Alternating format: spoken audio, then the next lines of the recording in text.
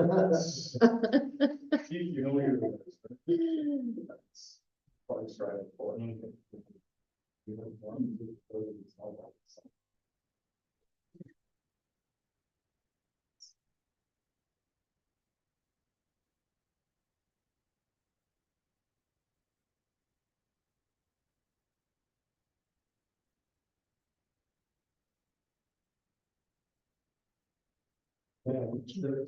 Uh-huh. It's recording. Yep. All right, six p.m. Welcome everybody. So people waiting for a reason. Call order this Yes. Quincy City Council Yes. Tuesday, January Yes. 23rd, 2024. Oh, We'll start with the pledge of legit. allegiance, Okay. and open prayer reading or expressive thought by Councilmember Mary.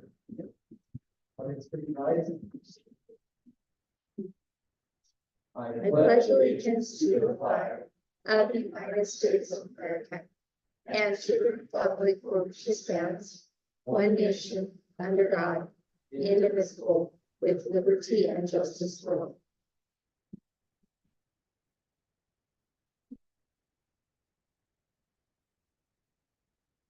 Our Father in heaven, we're grateful this evening for the opportunity we have to be able to be here tonight and to be able to work on the business of the city of Buckeye.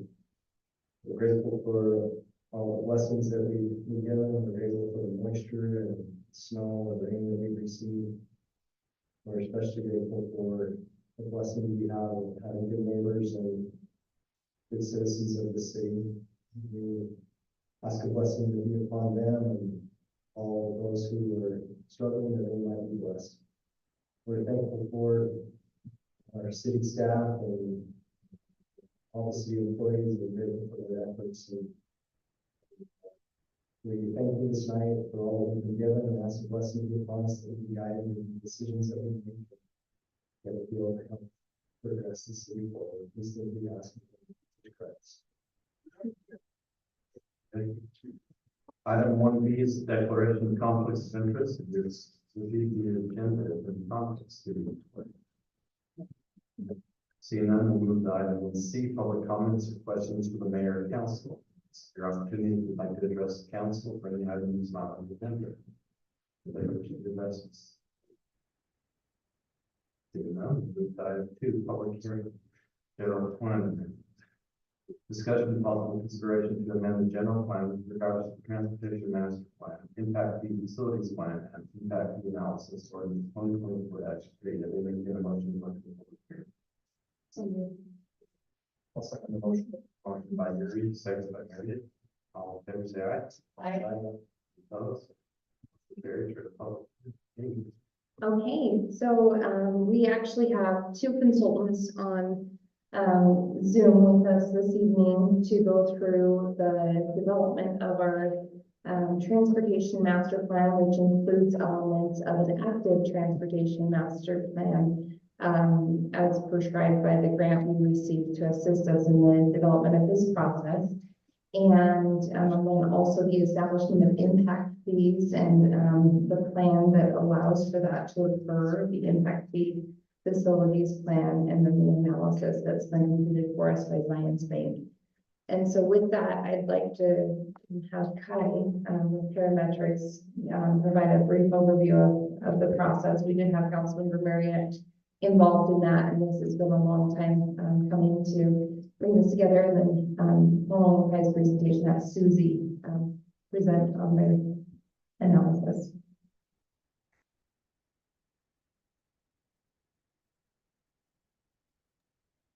Hello, can you all hear me? Yes. Yeah. Yes. Great, sorry, I'm just, You hear us? yes, just getting Zoom, I feel like it changes every time I use it. And can you see my presentation? Mm-hmm. Excellent, great, well, thank you for having me tonight. Excited to present and get our plan adopted. Like Amy had said, we helped prepare the transportation master plan. And I'll just talk through our process a little bit for the plan, and then also the development of the impact fees facilities plan. So our process started with some public engagement. We held a series of stakeholder interviews, including regional partners such as UDOT, Wasatch Front Regional Council. We talked with the school district, the Trails Foundation in Northern Utah, and all the neighboring cities to get input on transportation within the city. We held two public events. One was a focused stakeholder meeting, really looking at the industrial area west of 89. And then we also had piggybacked on the food truck event and had our draft plans for display and talked to residents at the event. And we also conducted a public survey and got public comment through some interactive web maps where people could put comments through the web. And then we also got comments and surveys at the public event. Our process also included an existing conditions analysis where we looked at demographics for the city. We looked at existing facilities, existing traffic conditions. We did traffic counts at, I think, 10 intersections throughout the state or throughout the city. We did an analysis of active transportation activity, looking at Strava data. We also looked at historical crash data and some of the patterns we saw there. Sorry, We can also- you use an acronym? What was the data you looked at for the transportation for active?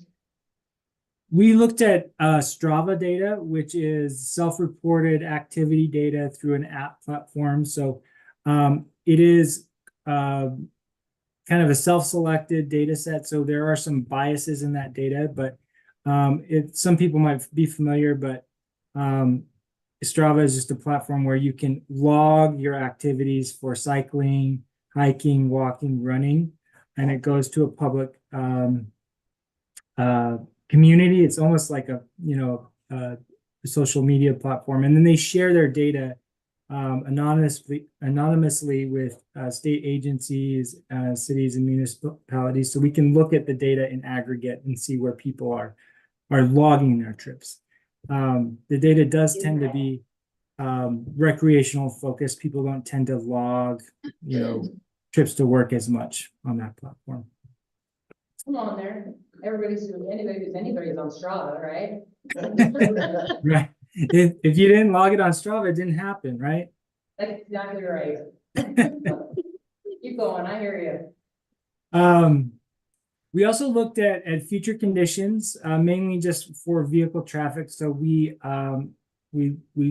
took a look at the socioeconomic projections from Wasatch Front Regional Council and ran the travel demand model and looked at forecasted traffic volumes throughout the city.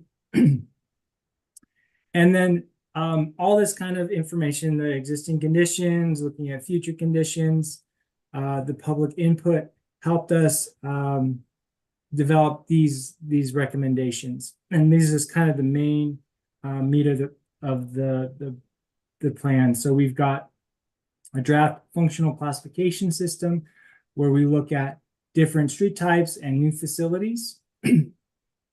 We also include stuff in there for traffic control, access spacing, corner radii, and we did look at the relocation of the railroad crossing and an analysis to look at spacing and proper alignments to see what would work in that area. And then here are our active transportation recommendations. And so here, this shows the different facility types we're proposing throughout the street network. Looking at buffer bike lanes, regular standard bike lanes, trails, shared roadways, sidewalk gap improvements.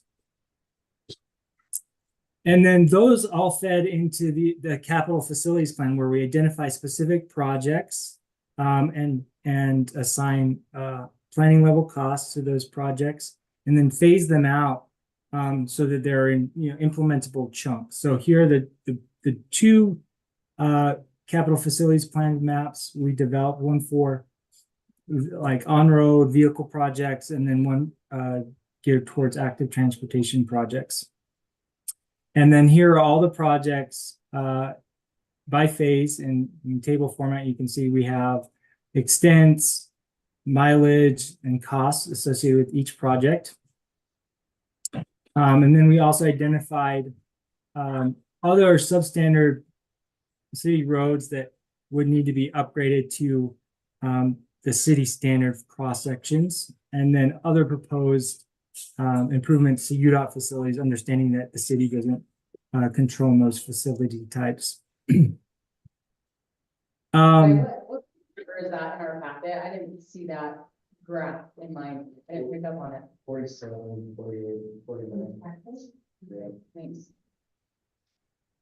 Thank you. Sorry, I didn't catch the question. It was the direct. Yeah, we got it. Thanks. Okay, sorry, I can't hear the room very well. So that is the capital facilities plan, and basically the transportation plan in a nutshell. And this all led into the development of the impact fee and the impact fee facilities plan. The impact fee facilities plan identifies the projects that would be eligible for impact fees and assigns the impact fee eligible cost of those projects. And so there's a couple of stipulations with impact fees. First being, we have to look at projects that are within a 10-year planning horizon. And these have to be system improvement projects, meaning that they have to maintain capacity of the system. So they can't be, pavement preservation, sidewalk, active transportation specific projects. They have to be tied to capacity improvements. So looking at the first phase of the capital facility plan, we identified those projects that meet the impact fee eligibility, and it's in this table 4. So we have got 3 projects that are in impact fee facilities plan, and then additionally we identify excess capacity within the existing system that the city has already paid for that we can buy into. And I think Susie will explain that process a bit more, but we can recoup some fees through looking at existing expenditures that the city has made in existing capacity. And then with that, I think I'll transition it over to Susie, unless there's any specific questions right now.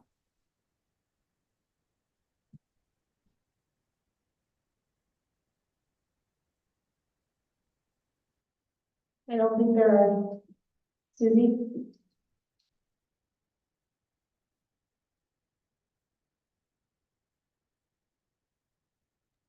There we go. Thanks so much, Kai. Can you all see this now? It's up and running, I think. Thanks so much for the opportunity to work with the city. It has been great, a great experience. And so Kai's covered quite a bit of this. Just to start again, just to review quickly, that impact fee is a fee you charge only one time to new development to offset the capital costs associated with new development. And like Kai said, it can only cover the cost of system improvements, which are larger roads that serve more than one just little local area. And we have to have 2 documents in place, and the impact fee facilities plan, commonly called the IFFP, is the more technical engineering document, and it's what Kai put together.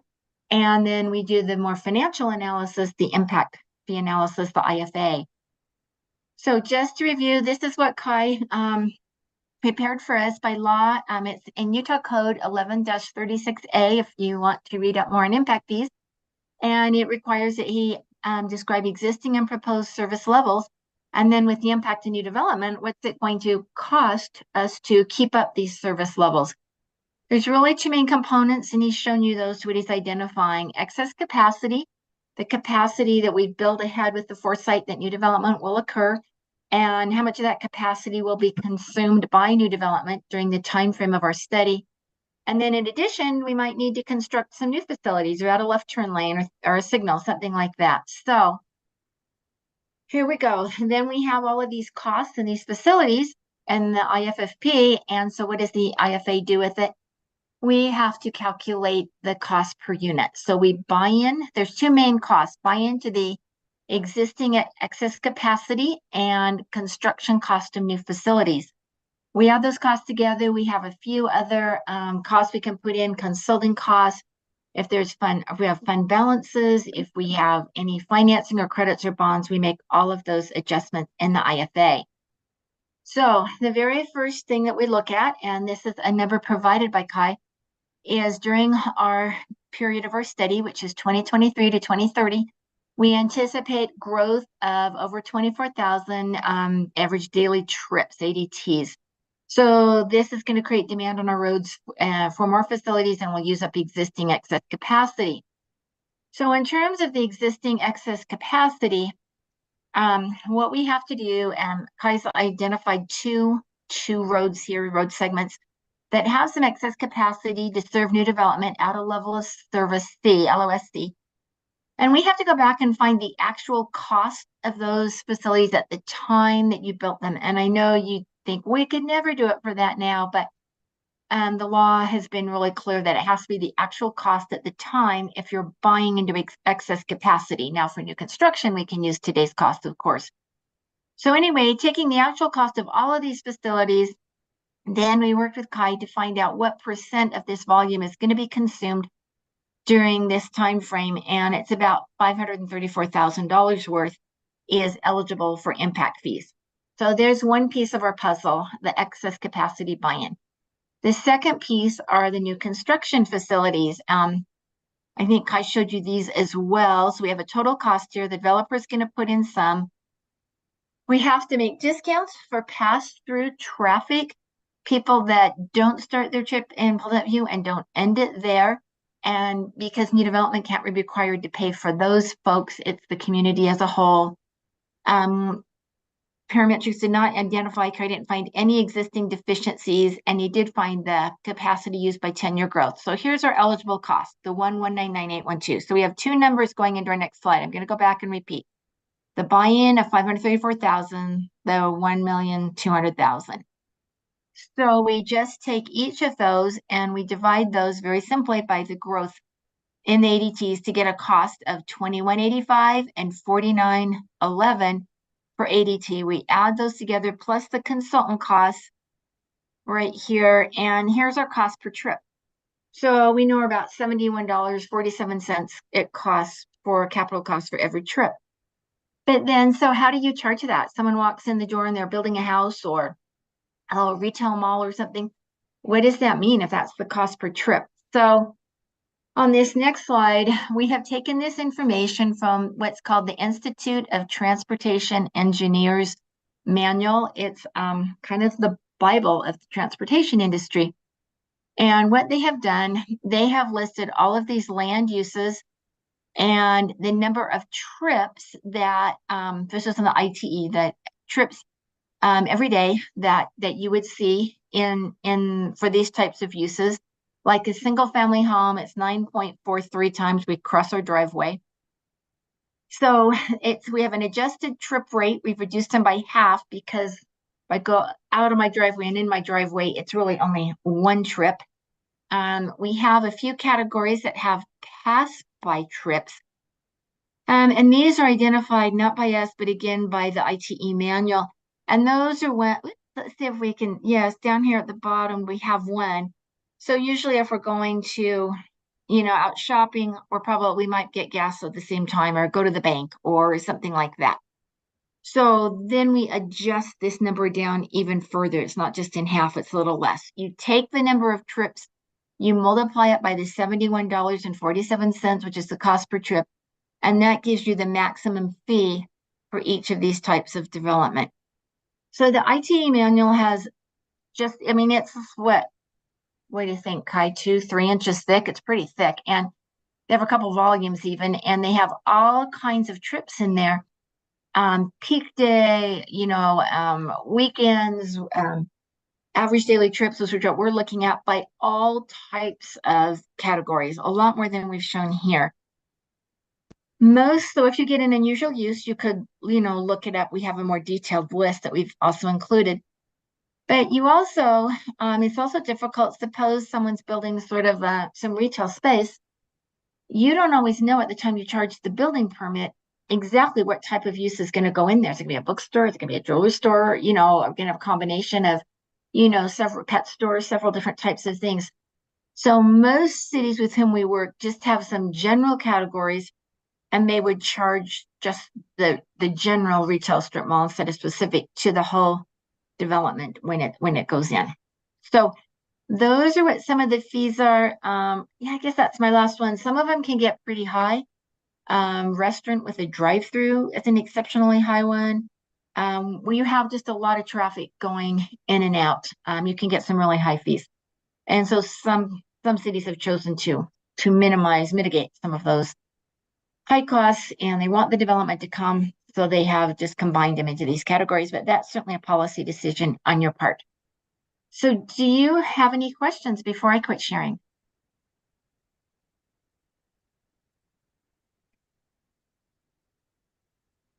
Okay. Well, thank you. I am Susie. So, next step, first off, with any member of the public to speak to this.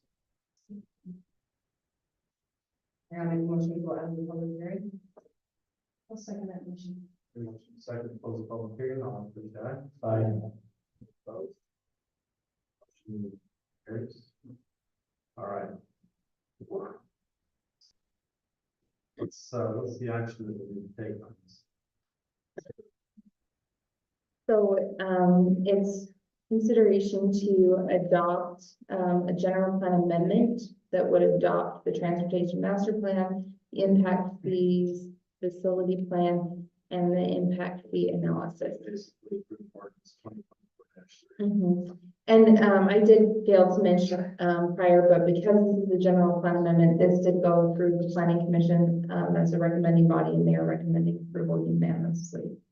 Before this can take effect, or we'll start charging this, moving like 90-day Yes, comment period. so after, if there's an action taken for adoption, and Susie, you can maybe clarify on the timeline with that, but there is, and I think it is 90 days, a period where, Yes. comment, that's, yes. 90 days before they can take effect. I should have mentioned that. Thank you for clearing that up. So, See? So, as you know, I am against this thing. I think it's, I won't say foolish or disgusting, those are words that I was trying to think of. But the amount of money that we spent on the information that we got, I think is horrible. Just want to put that out there. It is the $75,000, I wouldn't pay all that bad grant part of it. Was it 40,000 there? Yeah, there was 40,000 attributed by the city. You know, and I understand that we need to have some, we have impact on our roads, and our roads are in horrible shape. You know, we did a study, when was that, Tyson? We did it 10 years ago, 5 years ago? It's like 2000. You know, that identified the roads and identified everything was in failure pretty much. We had a couple of brand new roads, but we know that. And, you know, we put on their category for churches, you know, we had to put that in. And I don't know how to figure that, and so maybe that's the only piece of information that I can get out of that, because we do need to have some impact fee, you know, the stuff on 2700, you know, the rush, and that is going to impact our roads, and so there is a thing there. So I'm not saying this is completely worthless, but we need something to factor that.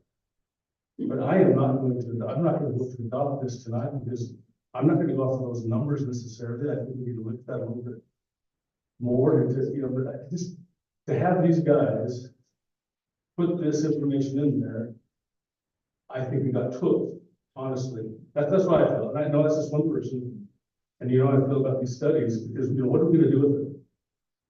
And what is an impact? Well, and that's true.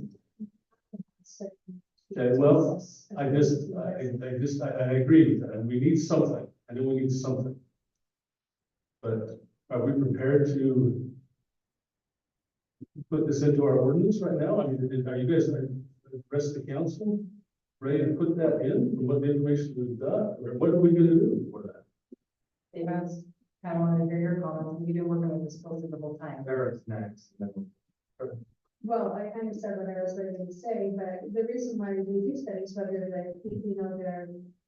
you agree with them or not, or if anybody agrees with them or not, in order for a government entity to assess the fee, you have to have data and information in order to do that. And I do feel like that, at least my understanding with the committee that has been formed, has vetted the process, has looked at all the information, and gathering that information has come up with an assessed value for what we need to be able to charge, or, assess to those who want to develop to be able to provide infrastructure.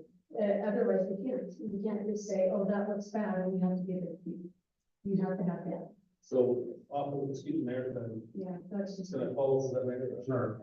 So off of the list that she has here, of those 15 items, whatever it is, what are we gonna pay? What is our impact? Have we decided that? Has this committee decided that fee? Or are those things all, because I don't see anything on this study, what they recommend. I mean, That's, Right? is it on the end? They're on this page, Which page is that? I was very, according to whatever it is, based on the data and information and the calculations they use, this is the maximum fee that you would charge. It's based on population and traffic counts and all of those things, the potential impact it would have to. Where is that? I'm pretty. Page 3 of the second part, there you go, on the back of the page. So that is for anywhere else, or single family, whatever, your church, you're talking 100, single family, 337. And so. And we're seeing that's just on new builds then? Yes. If they build a church, we're gonna put that fee of $1,124. based on the population, I mean, yeah, but. I'm Based sorry, on the- that's what she said and how they came up with the formula.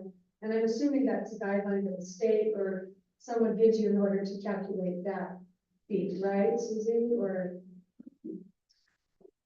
Yeah, it's based on what she just went through. Right, We come up to the ADT of 7174.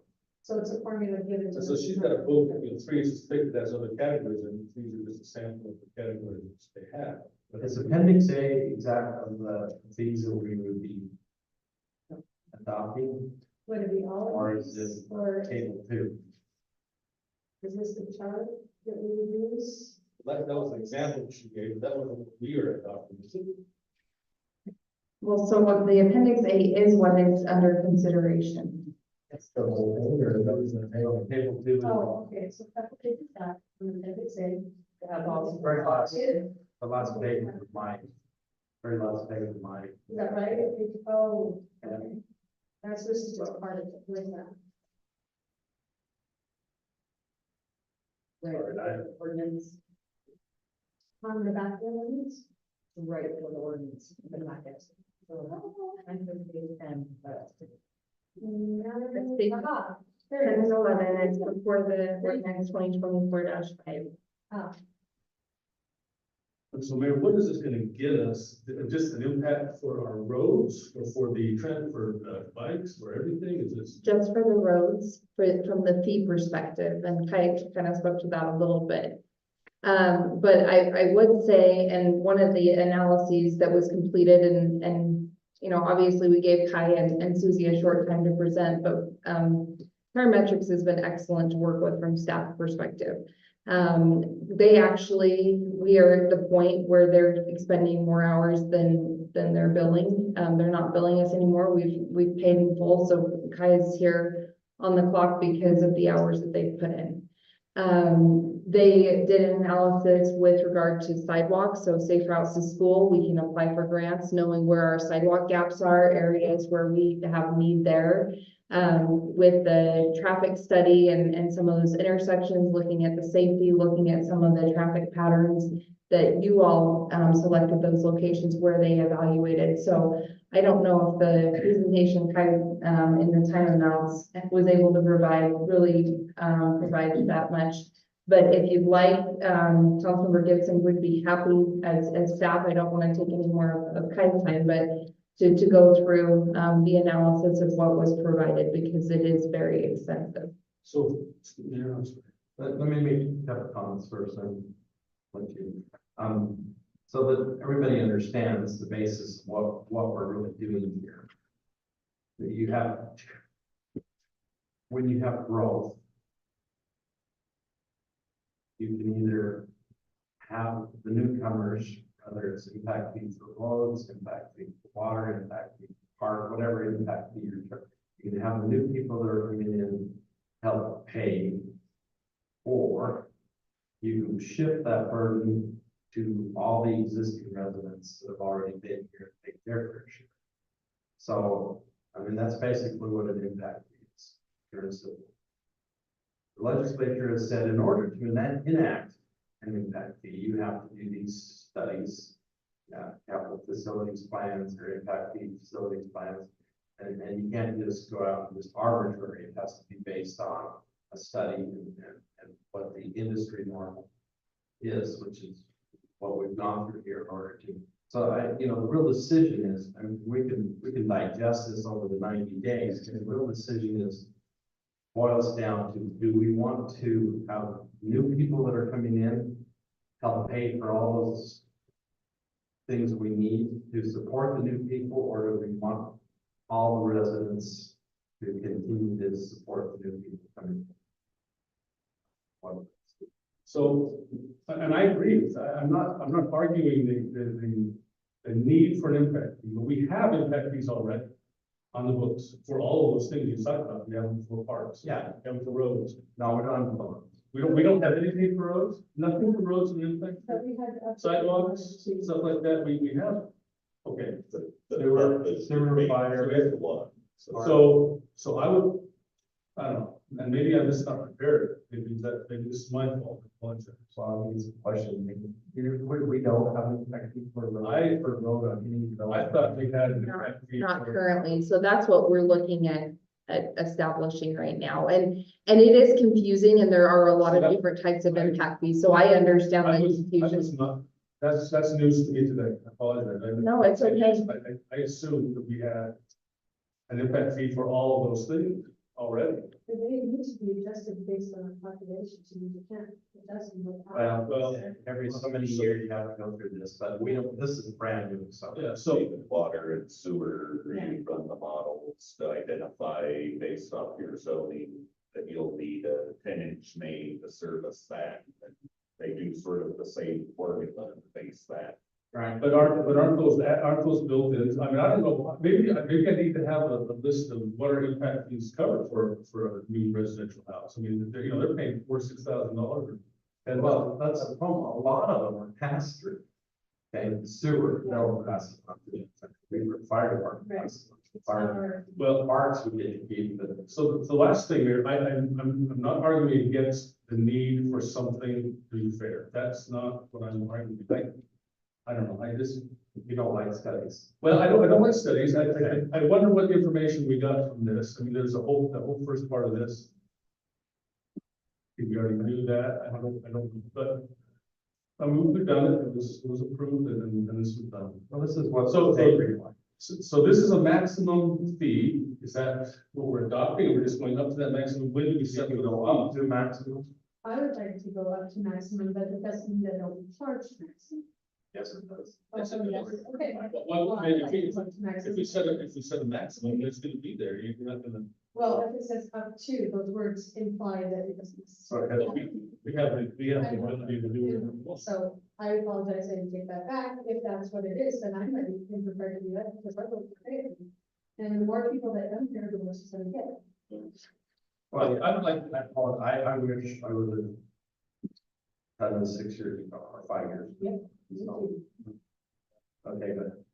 So to be honest with you, I didn't realize that this was a deliverable for this activity, right?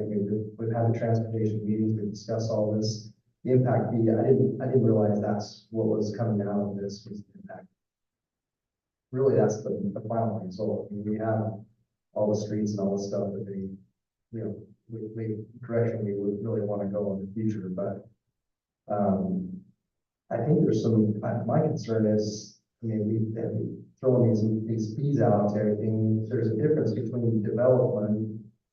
So if you did a subdivision, you develop that subdivision, all of that impact of those subdivision, all the roads are all done as part of the developer. And he's paying for that whole road.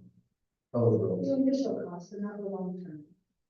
Well, this is gonna be an issue as well. I mean, this. Yes. This is yes. an This would be thrown on top of that, Yes. right? So, Measured an average daily trips for each one. so I'll just use my house as an example. I didn't buy into a subdivision, the road and infrastructure was all there when I built it. So I didn't pay this impact fee. The development next to me did that. But you'll pay the ongoing fee to maintain it, you will. Well, that's what I'm wondering is that, I mean, I don't know the difference between the impact fee and the taxes that we. This is an impact fee when you get a When you permit. build, when you first build. So And if this is you're not building- ongoing. No, it's This an is- initial cost of any full one-time- permit. one-time fee. So if you're gonna build a single family detached house, you're gonna charge them $336 to do that. And that'll go all the roads. I get that. And to be honest, if you were to ask Tyson, the kind of things that we have now don't even cover. Well, that's- Yeah. So I guess, I'm blown away that we don't. we did that. I apologize, that's my fault for not. Well, and It's going towards new roads. better communication Just to towards that clarify, too. Not, Say maintenance, so not, maintenance. not even. No, that's your top fee, and that we had, and I think that's what you're doing. Well, so let me go back to that, Mayor, I apologize, I don't mean to. But if he said this is gonna be for new roads, okay? Often every development comes in. Pays, but they have the cost of the roads in the development. We don't pay for, well, I mean, we might have to pay something for 4,300, To be paid. but we don't pay for the roads. So In a in subdivision, presentation, that's those project roads. Exhibit B listed the three: Parkland Boulevard, Skyline Drive, Parkland Boulevard, and Skyline Drive, 4575 North 52 1100 West. So a subdivision would come in. so those three projects, are the only ones we're putting this impact fee on. Right. So Parkland, we've got that paid, part of that's already paid for, but most of that's gonna be developed with the subdivision going out there, right? We're not gonna be on for that. I wouldn't think so. I believe it's proportional. 900 or 500, is that that's But of the increase or the expanded use, you can correct me if I'm wrong. No, that is, But yeah, you have a percentage that's I coming guess the from. discussion needs to be, do we want an impact fee or not? I don't know. I would. Mayor, I think we need one for sure. I'm not prepared with what I found out today to vote on. I won't know right now, 'cause I just don't know enough about it personally. But, I'm not gonna make a motion either way, but We do have one concern if we wait, and that is just that we've got a lot of development going on right now in 90 days. It'd be nice to have that. If we wait longer, it's just gonna be longer unless I don't know if coming in. So here's still nothing just says the fees, we and I think can't it's gonna be forward double this fees. fees anyhow. Whatever fees you Yeah. get, that's free. and I think there's probably a fair impact. See, I don't question that either. I think so. There's total fee and then What do we feel like we're gonna get out of that? So one, really sorry to interrupt. I'm prepared to do it. Good clarification that Laurie made is if you adopt the maximum fees today, then we can actually adopt an action to adjust the fee schedule to the amounts that you're comfortable with after the 90 days. You know, I mean, that's an issue necessarily, I mean, whatever, we need probably $20 million for stuff. So this is a start. 4,300 is gonna be. What is that? Yeah. Oh, But there will likely be a subsequent action. I guess that's the point being, but the maximum is based on that study that Zions Bank did for us that's allowable. You know, I think with the information they presented to us, the stuff we discussed tonight, I think that we need an impact fee, and I'm ready to make a proposal that we adopt ordinance 2024-3, in regards to the transportation master plan, impact fees, facility plan, and impact fee analysis. I'll second the motion. Okay, motion by Aaron, second by Eric. I have a question. Is it only businesses? No, But there isn't a residential one on there, is there? It's like 300. oh, there, 210, 310, 215, 220, 221. That's just new home construction. Yep.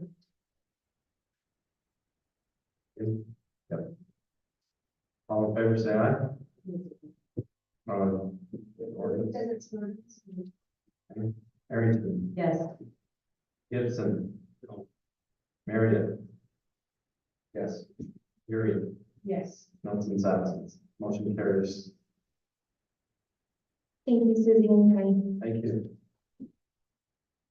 Hey, I'm here to the public hearing rezone request, discussion of public consideration to rezone properties from A5 South Agricultural. I think, are we going through that one? So if I could just give a brief summary on that, Mayor. You want to call it as an action item then, or just? I don't anticipate it as an action item, but we did leave it because it was noticed as a public hearing on the agenda. So if there's anyone here this evening for that item, and if the council, so desires, they can receive comment on it. The applicant is requested for their application to be withdrawn at this time. There was a recommendation of denial from the planning commission. The applicant felt that what was presented regarding their petition was not accurate. Staff had parcel ID numbers that they were working with regard to the rezone, and the parcels had a larger footprint than what the applicant was hoping to rezone. And so there was a desire to withdraw that, but due to it being properly noticed, we didn't want to remove this from the agenda entirely, just in case there were public. Well, let me just ask, is there anybody here that wishes to address this? I was going to, but Bill wanted to,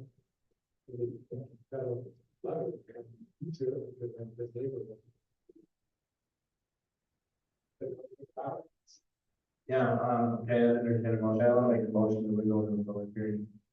I'll second. Motion by Mary, second by Arrington, all in favor, say aye. Aye. Okay. So the discussion and possible consideration of rezone, which we probably won't take action on, but we'd like to hear your comments.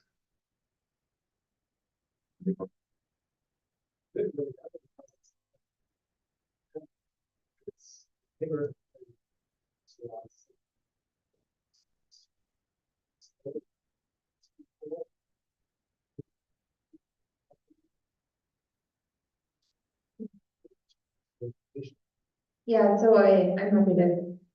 Or maybe also mention what happened. She did recommend denial. So Jim, did you want to comment then, or? yeah, just briefly. Jim Clint, I don't mean to take away from Bill's, well, I guess we had a right hand, left hand disparity there.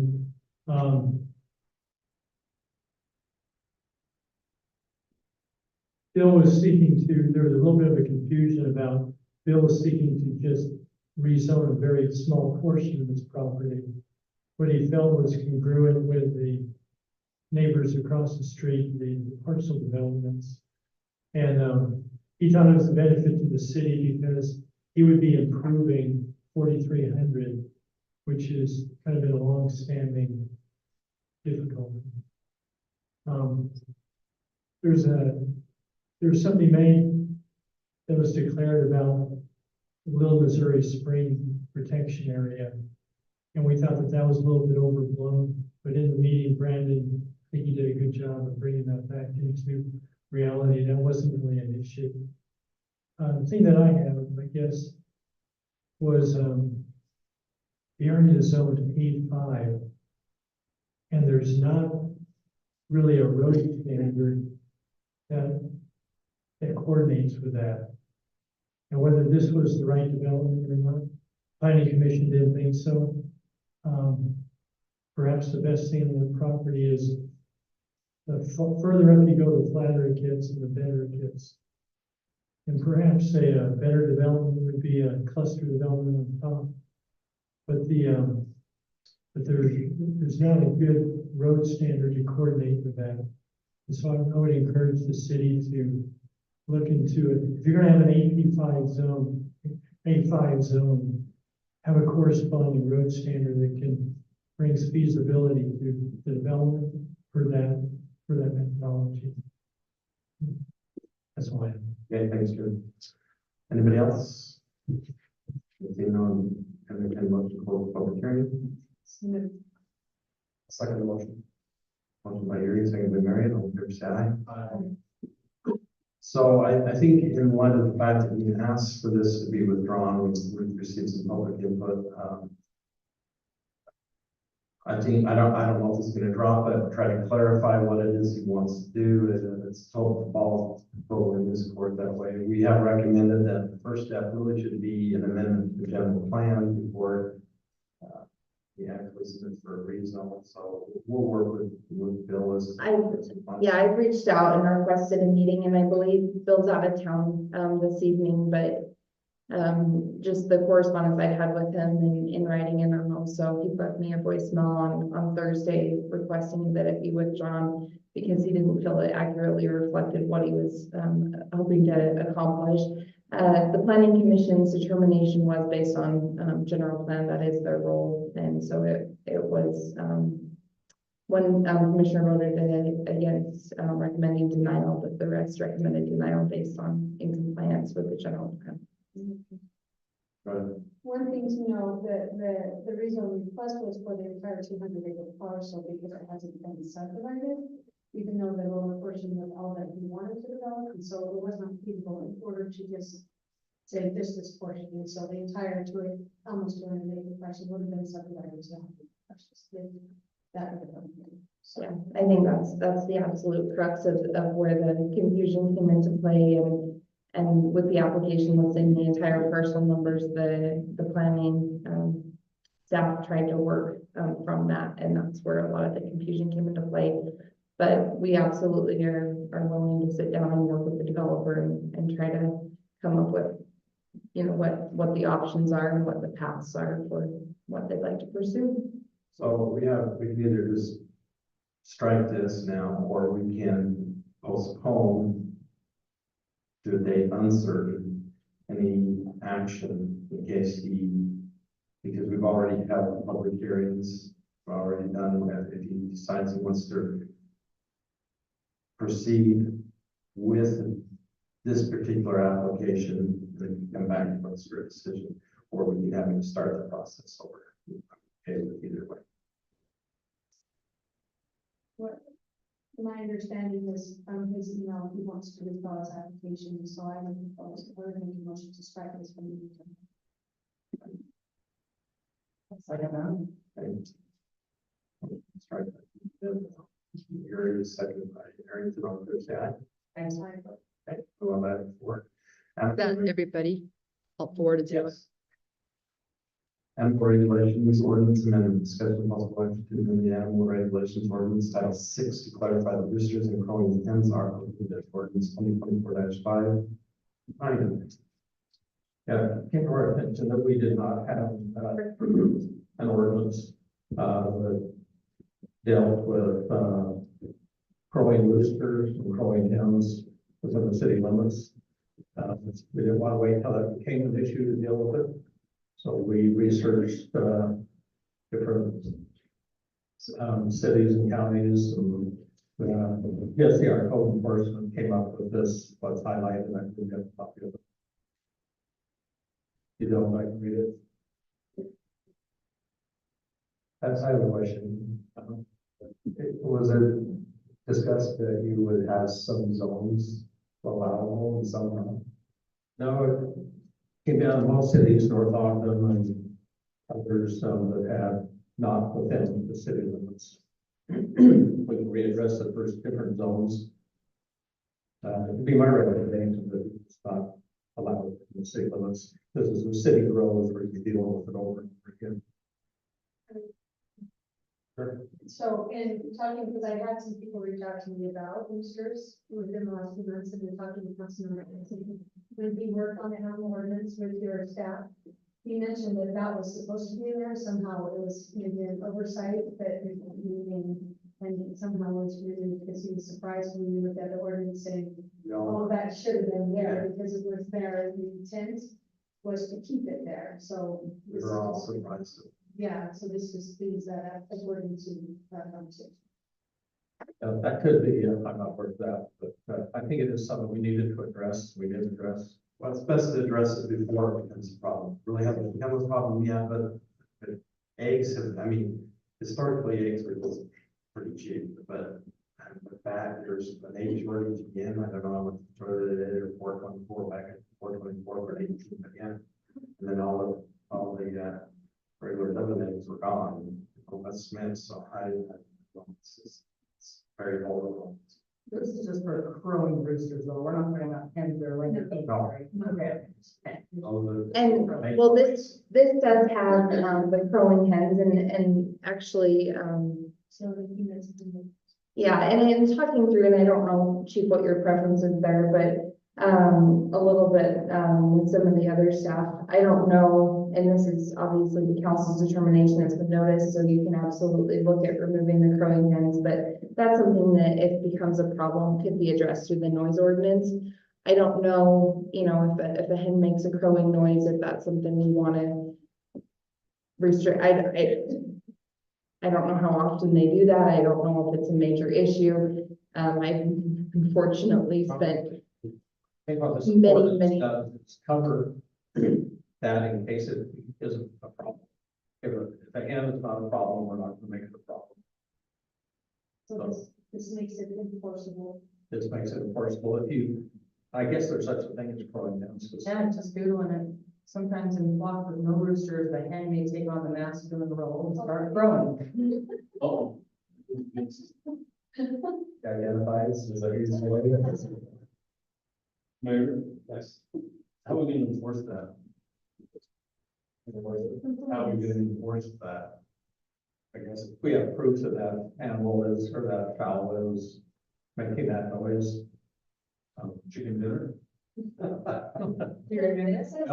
up to You give them a certain amount of time, you give them a citation saying when you show that you owned it. I just think we familiarize them with the ordinance and give them a reasonable amount of time to relocate or chicken dinner or the long visit.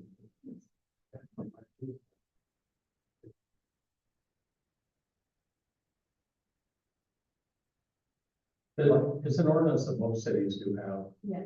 So I think we need to follow compliance with that. I like the ordinance. I think it's fine. My concern is that on A5 and A agriculture lot. Right, that's the thing, So- they don't go out actively. I mean, that's what those lots, that's what that's only intended for. So I hate to restrict that. That's my concern. Right now, the only zones that allow the crowing hen or Roosters. roosters are not allowed. Chicken. So in RE20, A2, A5 allows chickens. And it does not mention roosters that you can't, it doesn't say that you can have them. It's called family food production animals. You can have them.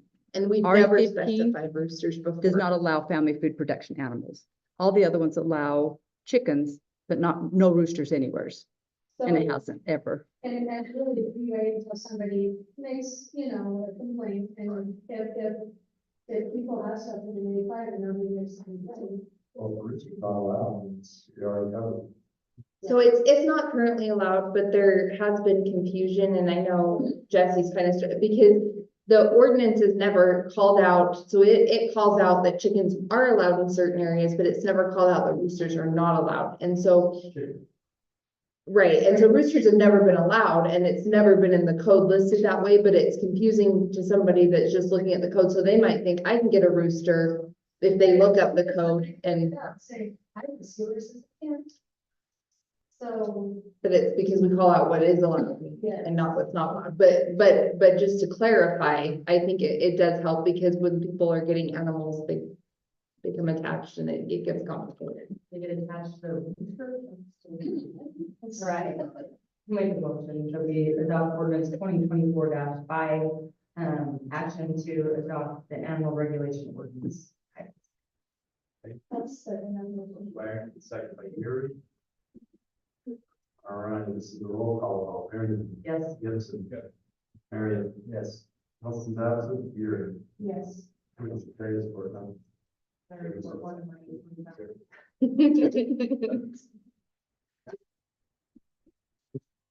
All right, next is the item 5, Police Department Master Officer Program, schedule possible consideration of the Master Officer Program.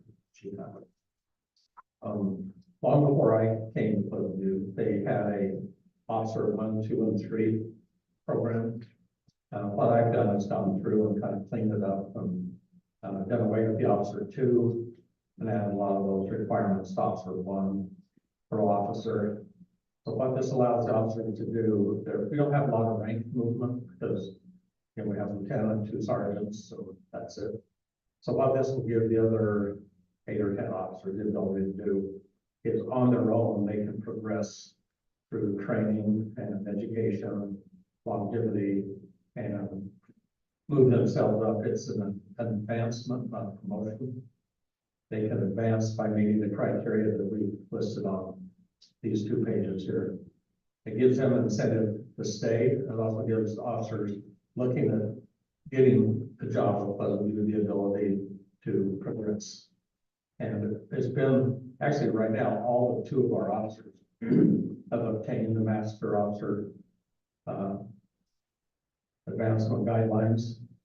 We did call him Officer 3 at that time, so we just kind of clarified a few things and allow them to meet the criteria, submit the criteria, be recommended by a lieutenant or sergeant. Then I review it for compliance and decisions made. And there is a little pay incentive with it, so it's something they can do. Other officers looking at Pleasantview, how they can move up in the department through their own initiative. Questions? I got some. So the pay is an ongoing, it's a salary rate, a raise. Yeah, it's a one-time salary raise, and then from there, they continue to get their standard cost of livings or analysis or. So this is kind of an age-old problem with lots of businesses and industries, is that you have to be a manager before you can get the rate promotion. So some of your best people go into those careers where they don't drive or don't want to be. And so for me, I think I read through the whole thing and I think it's a great incentive for them to keep them here, train them. I mean, there's lots of opportunities. I didn't realize how we put certification. That's probably not exhaustive. So it gives them the time, the ability to do that on their own, so they don't just sit around waiting for their turn. We've got young sergeants, young lieutenants, some of them don't really wait forever. And we don't want them to leave because there's better incentives with other departments who want to be able to stay here and still advance through their own efforts. Do we pay for the certifications too? Yeah, are those, how does that work? How do they go get those certifications and go to training somewhere? Yeah, these are trainings, and a lot of it, we have some online. We have that flexible training, computer training, which has hundreds of areas of certifications they get. We have a Region 14 training in the county where they bring in training. We all pay a little bit of that. They'll bring in different instructors with different topics. So there's all kinds of training opportunities should they choose to do that. Or should they not choose to do that, they can continue to move up as an officer. It just won't give them that bump to master officer if they're just satisfied with status quo, so much raise per year. And Chief, do you mind because the chief and I had a lot of dialogue on this, but if I kind of provide the description that you provided, I really appreciated it. So an officer has a specific pay range, and what this ultimately does, it doesn't change that pay range, but instead it bumps them in the pay range to a higher part of the range. And so they've met these certifications, they've done these things, and so it's not creating a new pay range for master officer, but rather it's allowing them to progress within that range. And I think that's really an important distinction. Yeah, but when we have a police officer pay range, is from X amount of dollars, X amount of dollars. It stays within that pay range. It doesn't create a new pay scale or new lane. So it's all within that pay scale. It's just gives them the opportunity to jump themselves up just a little quicker. Well, the chief brought this to me about 3 months ago and told him, go ahead and proceed, but I put it together and we could talk about it in January. The beauty of it, we saw in it was, two big problems that we have that the industry has. We've been doing pretty good in that, but that's recruitment and retention. We're doing pretty good in both. However, when we have a vacancy, it's not like we get 20 or 30 or 50 applications like in the old days.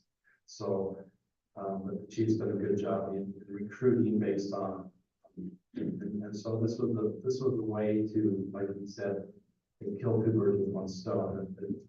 It's beneficial in retaining the people and wanting them to work, have something to work instead of waiting for a sergeant position to open up. They can still progress a little bit. And when he goes out to recruit, same thing. It's like, hey, bring him here with your excellency. So before there was no, how did they advance it in their pay range if they didn't have something like this before? Well, it was similar, but it's a little messier, a little. So, yeah, there was And deep, I guess. something that was in effect before, but it wasn't formally adopted by the council and it wasn't clear. I think the chief worked with what he was given, but it wasn't clear. And that's where I think the mayor and I were like, we need to have something clear. We need to have something approved by the council. We need to make sure that. No, this is good, especially, yeah, if there wasn't something that was established for. Because there was an officer 1, 2, and 3 as the chief described, but it wasn't as specific. Yeah. We researched other departments. You'll notice some of our officers, you'll see on their sleeve, it'll have a little master officer insignia. It's not sergeant stripes, it's not corporal stripes, it's not lieutenant bars. It's just a master officer. It shows that in the pay grade of the police officer, they have done the extra mile, the training to earn a master officer recognition. I think it's important that we give them that opportunity to do it and for us to recognize them for their talents and abilities to do that. Mayor, Yes. since we want to have the best officers in the county, I would make a motion that we consider, or that we adopt this master officer program. I'll second the motion. Motion by Gibson, second by Merritt. All in favor, say aye. Aye. Opposed? Motion carries. Hey, awesome. Thank you for your work on that. Item 6 is subdivision ordinance checklist. Discussion of possible action to adopt the checklist of required items for consideration, concept plans, preliminary subdivision, final subdivision, and minor subdivision. 2024-A, and I will just say before any starts, you probably will say the same thing, that this has been exhausting. A journey. From the making memories. You can ask It's something that we approved the subdivision ordinance last time, and required by state law, where a lot of cities are still scrambling. We got till February 1st, and they're still scrambling, so kudos to us, but it references these checklists, and I know it's something that I've been asking for maybe 6 years, so it's before you tonight. Go ahead, Amy. Okay, so before you is a resolution to adopt the subdivision application requirements and the required checklists. And so with the checklists that are included, it is a little bit overwhelming and technical. It's important to note that in talking through this with our committee, and especially like with engineering, some of these are applicable, some of them aren't, but it's just a vetting of whether or not they are applicable. And so it's going through and making that determination. And some of them I'm like, well, what does that mean? This is overwhelming, but ultimately, if it is a subdivision, there are engineers involved, and the engineers do have the background on all these technical terms. I think it's a very good illustration of why the process is so hard and and especially to a non-developer, who comes in here and wants to, I'm a developer. Yeah, I got 3 acres and I'm gonna subdivide it and do it, and they come in here and without, I mean, we haven't had this in place, so it's just been, but yeah, even though it's pretty exhaustive and everything's on here, it's a checklist that we go down and go, yep, not applicable, yes, got that, so it's like I said, something that we just needed for so long. Is this gonna be on our, what is it called? Website, no, The city inspector, city yes, inspector. yes. So this will be able to go on, and who's gonna put that check on? So it depends on the developer and if they want to do it, or, Brandon? System's gonna check it off so that they can, I'm envisioning someone coming in, they can see, okay, I've got 75 green checks, and then I've got 4 red checks. well, it depends. So with some of the items Tyson will look at, some of the items the planner will look at, some of the items Dana will look at.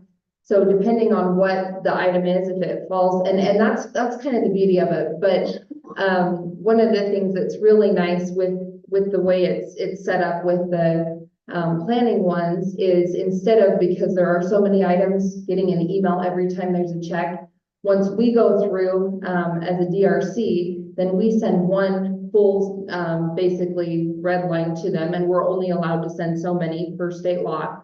But we send one full, or per application, we send one full red line to them and say, hey, here's our review. And so let's say Tyson sees something that Brandon sees. And so Tyson say, oh, good, Brandon caught that, or vice versa. And we can all see each other's reviews before we submit that final. We can talk about it, make sure we're comfortable with what we're being sent back, because again, you get those 4 reviews. And then they get all of it in one piece. So instead of, per our current system, there's all this back and forth, and oh, I'm gonna contact Amy, or I'm gonna contact Brandon, or whoever. It's all in one place. You know who's saying what, who's reviewed what, and where, and what their comments are. Is there a time frame for when those reviews would come back? Say I'm putting in this for a subdivision, 4,300 starts at 12. So that puts it in. Then we have 2 weeks, week, 3 weeks, month, to send that review out. Is there any? There's not anything finite right now. There are some requirements of the state code with time responses, but there's not it's not like building permits. There's not a state requirement of time frame. We are timely, I would absolutely say, but if we get 14 subdivision applications, I can't guarantee that we're gonna get back to them in 5 days. As with the mayor said, I've been looking for something like this for a long time. I think we all have. So anything that makes it better, easier, from the public and makes it easy, I think this will make it easier on the city too, I think. Hopefully to have everything listed, but I don't know, This with the. and is this a complete list? And so that's where the way that the resolution is framed, and this is all, for your consideration for adoption. But if you look at the third whereas, and it says, halfway through the paragraph, these checklists address all known information needed for review of a subdivision development, not precluding the ability of the city to request additional information that relates to the specific conditions of a proposed subdivision development. And so if we get a subdivision application and let's say Tyson says, actually, because of the slope on this, or because, we need a little bit more information, then in our review, in our response, we can say, actually, we need X in addition to what was in the original checklist. Because I think that's where some of the rubs been, is some of these things that just pop up. Right. What? I had all the checklists. Well, but you forgot about a fence line or a fence, or something that wasn't on the And then all of a sudden, they get ready to We talked about having the ability for the PRC to add. Not take away. So that, Back to us. I mean, I'm not saying that this would happen, but if somebody comes in and is like, do we So really this need that is- requirement?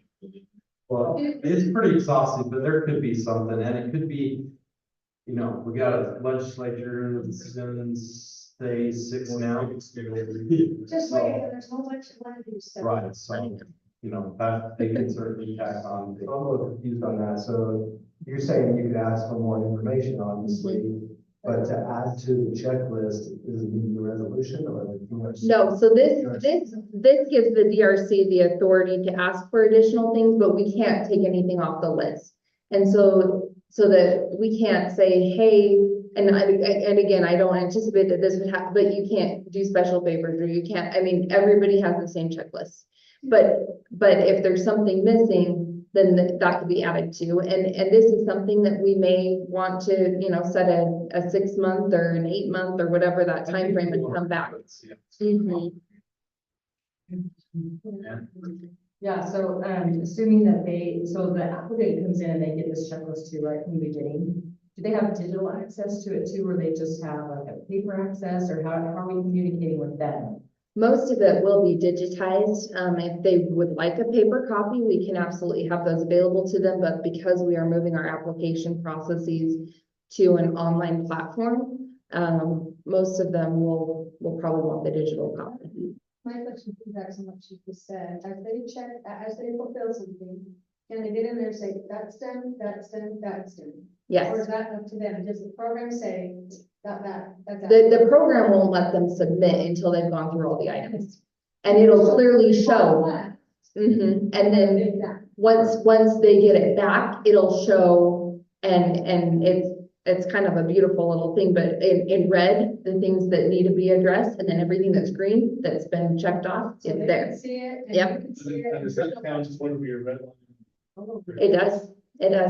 That's And nice. you get 4 per application. So we have 3 different applications that are addressed in this checklist, and we actually looked at a 4th one. And that's something that I'm looking, and working on massaging a little bit more, is the concept plan reviews. They actually have in state code and a reference to pre-application. And we put concept application in our code. And so for the next planning commission meeting, we're actually looking at tweaking that language so that we can match the language of the state code.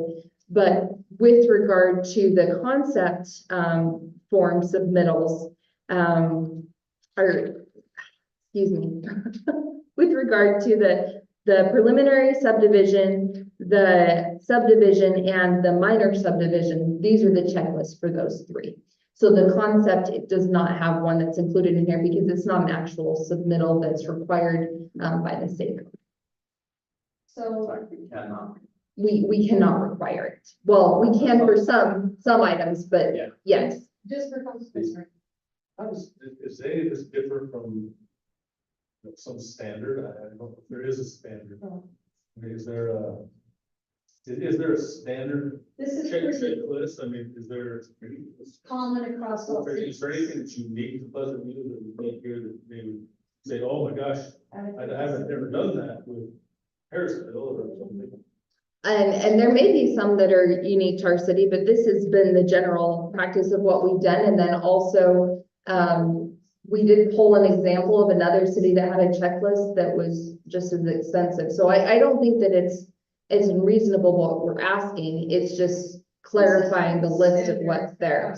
Cities Mhm. of what you require. And I don't know if there's any specific questions about, I probably asked Dana when we went through them about what's included and why. I didn't understand. I thought, what is that? Why? do you need it? I just hope whatever we adopt today, that it makes it a better process. Like, Well, I think we're making But I steps think- forward, I leaps think we have- forward. I think we need to bring this back in 6 months and say, how is it doing? I think that's a great idea. And so the intent with the way the ordinance is, and so the ordinance, because it is a land use ordinance, goes through planning commission and city council for revision, and the planning commission gives a recommendation. The way the ordinance is framed is this checklist only goes to the city council. And part of it is, that's really not a planning commission determination on the technical needs of what the city but also for a simplification standpoint, we have more council meetings than we do planning commission, so if we do need to make modifications, you all are the determining body.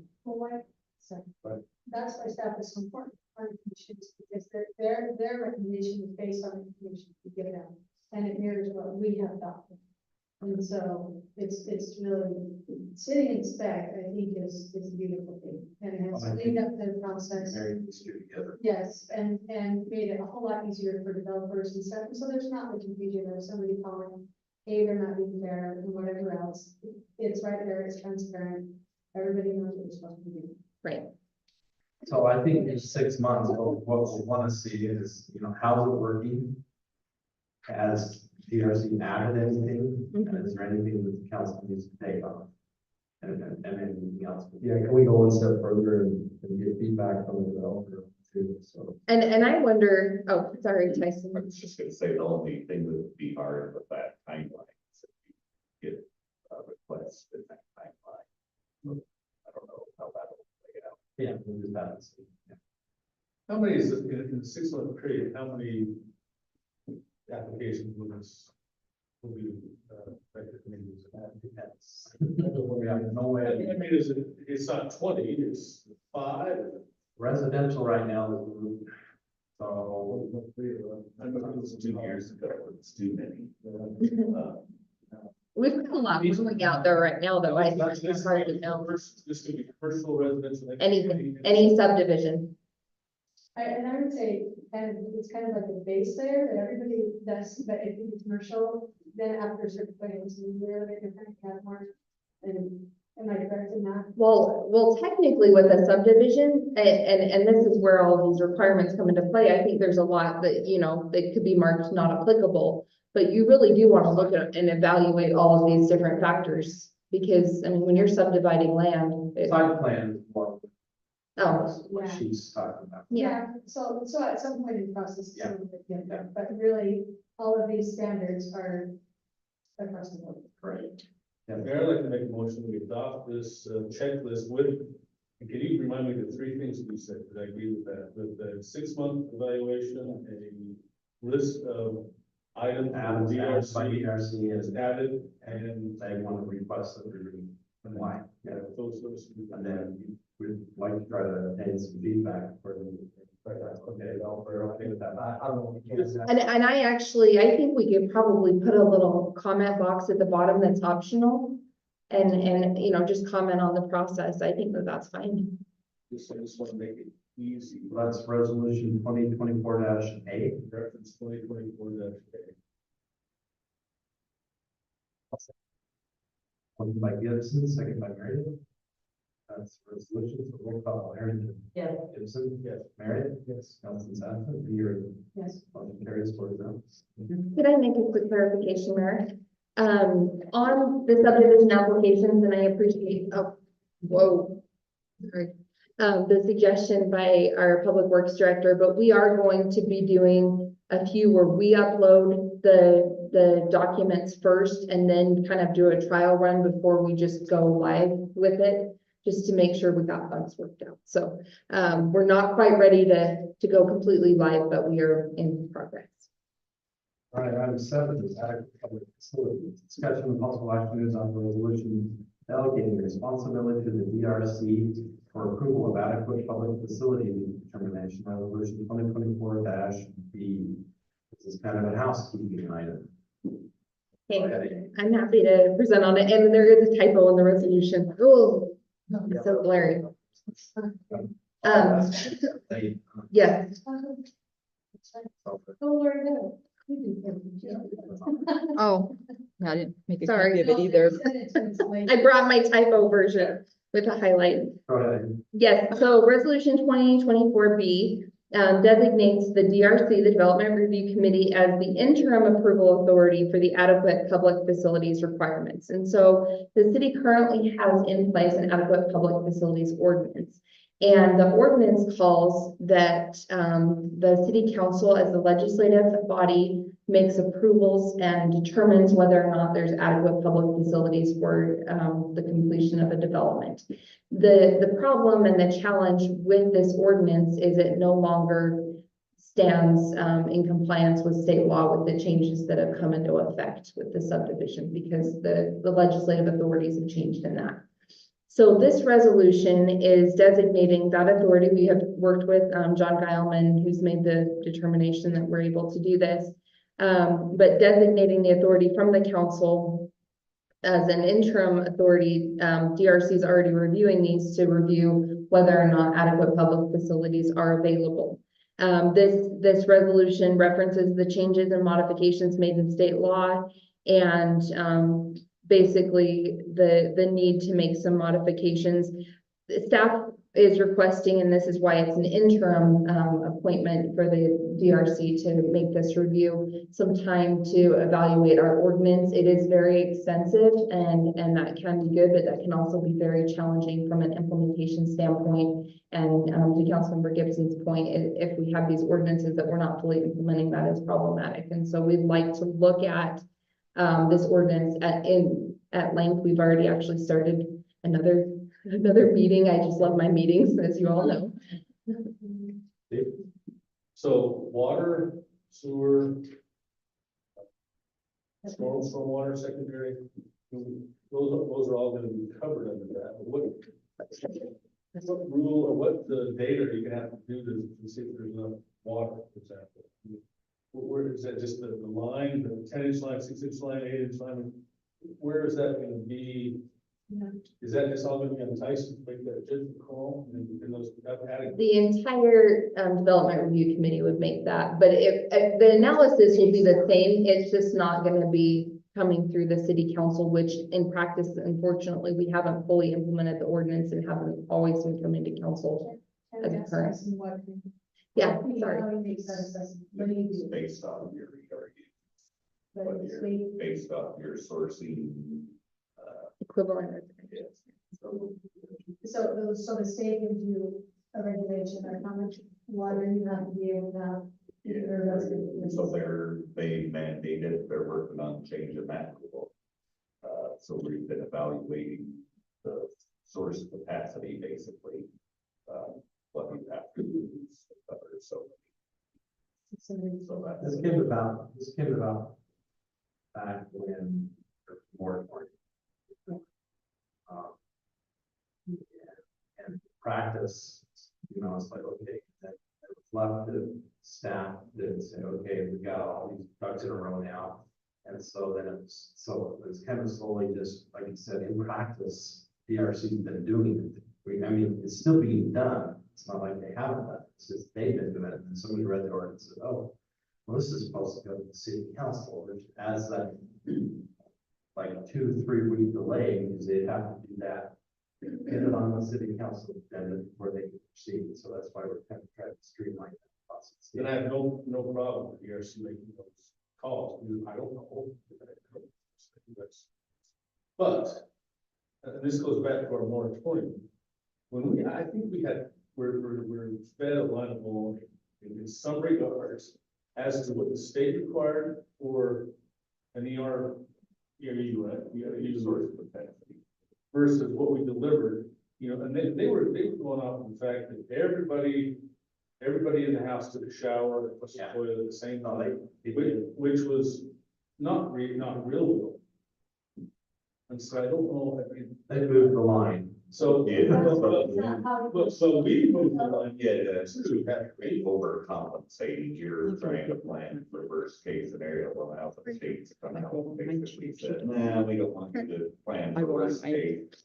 We want you to figure out what your number truly is. Yeah, but So that's the one But word. that goes back to our need for this new reservoir and all this stuff, millions of dollars we spend, or will spend on something that may or may not, I mean, it's always good to need, we're gonna need more water, we're gonna need more resource, I think that's given, but. Anyway, So when they're done with this study, that number gets technically. So we've always only ever done what the state requires. I absolutely want. I think we need to pass that on, I think it's just a complication the city council shouldn't have, so I make a motion to do that. Resolution 2024 With the clear or the fix of the typo in the third paragraph. I'm not even reading it, but I want to make sure that, you know, those numbers are based on realistic things, not, I'll second that motion with Amy's comment. or having. the What ability word to- do they use? It was two? I- Two I- instead of I- the, Staff will do that, it's not just. you know, from two to the, No, So that's what they've been doing, but it's like, well, they really haven't. I'll email that to you. Okay. because It has the, I think that we do the very minimum of what the state requires, we can't do less, because we don't do more unless it's prepared. We do the max. Well, it's not minimum, whatever they require, we do. There you go. Okay, I have a motion by Stilson and second by. Who's that? I did. Your Amy's comment? comment. Yeah, from two to the. so we're gonna change that back to council at some point, right? Or is it on, well, is it required? that we- So right now, and there is an option to change that back to the council if desired. Partially. So here, the challenge and the crux is the council, we get 4 shakes at subdivisions. There's all of these different rules and regulations. So our adequate public facilities ordinance is problematic with the state's requirements for subdivision. And so we'd have to evaluate and look at, because they do specify certain types of uses, but there are things that are more broad with subdivision. So what we want to do is look at the ordinance and bring back an ordinance proposal to the council. And until a new ordinance is adopted, Mayor, I want to make one clarification that raises up the thing. I mean, as a legislative body, we need to have ultimate say. So we're giving, I feel that we're giving that, authority to this other body. But yet I don't want to have that be the ultimate stay. I think and that's- it's not a permanent thing, this is So an even- interim. I mean, even if it's an interim thing, but I feel comfortable with the body putting that onto, you know, people that know what's going on. Maybe if there's But- any changes but- that have to come to us But, before you. but if something comes up, I don't wanna just See, give away that. maybe if there's any. changes No, we're not, we're that just we make, delegating the day-to-day work. So there we go, I like that, delegate, and so that was, it says in the ordinance, we're delegating that. to that. Resolution, Right. yeah. Yes, So I like, you know, we're delegating that right to this committee. Until, but I would like, if you made to, if there's any changes that it comes back to city council. Well, there wouldn't be any changes, so we'd have to apply the ordinance as is. It's just the review of. so I'll, make a motion to have this 2024, but I want to delegate that authority to them. Ordinance 2024B. Typos. Typo somebody. Okay, Laurie's right, it's right on the regular figures. we'll try to get working on that. I can't get the date certain on that, but. No, but we do have an active committee for addressing ordinance amendments, and this is on our docket. And so it's moving, it's progressing. Okay, and the resolution, so it's roll call vote. Laurie, clear what we need more about. I think so. Yeah.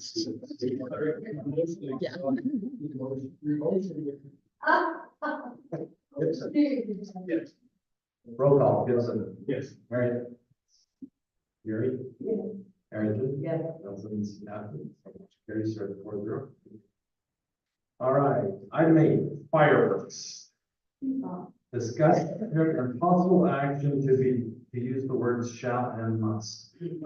Oh, let's not open that, I want to get it. Fireworks, okay, discuss and possible action to get bid procedures for Boundary State fireworks. Sarah. Thank you. Just want to thank Lori. Lori helped in digging up our previous, RFP. Can I make a motion to remove shall and everything not? No, you must not. Thank you. We just changed a little bit of the wording on there to reflect our current needs and current needs. And so we don't, just minor housekeeping things, and it's, yeah, we've already had some fireworks companies reach out to us. They're anxious to bid.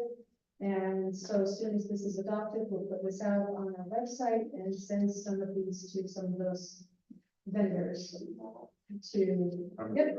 So we will send them out to anybody who's interested in, yes. You delineate like what you want the bid to be on based on the classification, the explosion. You know what I'm saying? If you look at the proposal, it will say how many type of, various shells and things like that. Actually, no, it doesn't say the size of shells, but when they submit their proposal, it will tell you the count of 8-inch shells and 6-inch shells and all of those things and what they will look like.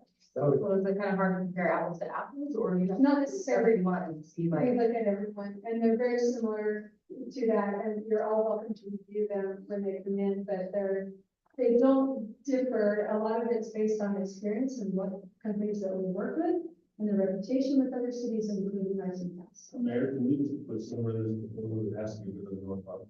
Is that, It will be. Well, let's see the name. is that something we can? Last time we did this, we got, I think, 4 or 5 different bids back. And so it's a good process. The one guy you can permit. No. So we won't be bidding. You changed the fee, though. They need We to know did that. change the fee, we did increase the cost a little bit, if you guys are comfortable with this. That's one of my questions I have, is along with Ann saying, how are you gonna determine, how are we gonna determine which one? It's really, that's a hard thing to do. Well, it has to be within the budget in the one. Well, that's another question I have too, is where you throw that out there, that this is the range that we have. Can you put an RFP out there Yes. and, Sorry, go ahead. well, I mean, yeah. I mean, You just say, we want this to be class B shells, this may class C shells, We whatever, can, and we do can, where it comes but- back instead of saying we want to stay under 25,000. Yeah, we want 2 Here's the units. hard thing though, if you get bids back and they're all coming in way more, then we have to redo it. Because we don't have the money unless you're gonna know the budget. Well, so And so that's I how, think we've been pretty successful. we've been very successful. We But I don't want a bunch of 3-inch shells, No. just one little one at a time, we want a nice shell, so. And they do, you're welcome to look at the past bids that we've had. I've actually gone around and did a lot of. But I just. But most of them are 8-inch shells, and most of them range from 5 to. Very little less than 5. There's never anything below 30. We took out cakes because the location is no longer sitting on the field, so the cakes are not necessary, and so that will increase the amount of shells that go. I did see something here too, that, because I had the location of, We can't see them in color, but the location was on the. Yeah. yeah, but it said in here that it was, had the football field. Oh, did we not? Yeah, there was a that? portion there that needed a change. Where is that? I want the shoot side. Yeah. Oh, the shoot side is the. Is there? Practice field. Yeah, but they have the The viewing viewing, show me location. where that is. Oh, man. I didn't- The shoot side, that is the driving range at Weaver High. The audience is located for the Westland High School Stadium, you're right there. Yeah. Thank you for catching that, that's fixed that. The expected audience, so we'll fix that. And put expected audience site is park to park, and you can do that, just What was our budget last year? 90,000. Max, Well, that's the line item within the number budget, it was 20. yes, and it's, so. Perfect, as well, right? It looks like, so that is my proposal to adjust it to 25. So the range before, the way that it was written as 20,000, as little as 15, and no more than 25,000. That's how it was written before, so we changed the language I don't want. to 25, and no more than 30.